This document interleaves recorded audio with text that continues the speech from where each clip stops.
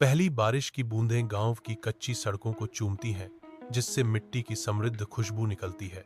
नंगे पैर वाले बच्चे बारिश में नाचते हैं, उनकी हंसी हवा में गूंजती है। आयशा अपनी खिड़की से खुशी का दृश्य देखती है, उसके होठों पर एक हल्की मुस्कान है। फसलें खेतों में ऊंची खड़ी हैं, जीवन देने वाली बारिश की बूंदों के नीचे मुस्कुराती हुई दिखाई दे रही हैं। किसान अपनी फसलों के लिए बारिश को आशीर्वाद मानते हुए खुशी से चमकते हैं। एक आश्रय देने वाले पेड़ के नीचे गांव के बुजुर्ग सभी के लिए आशीर्वाद के लिए प्रार्थना करते हैं। गांव का आंगन जागता है, बारिश के बाद तरोताजा। बच्चे खेलते हैं, उनकी हंसी साफ हवा में गूंजती है। महिलाएं आंगन में बैठती हैं, ठंडी हवा और तूफान के बाद आने वाली शांति का आनंद लेती है।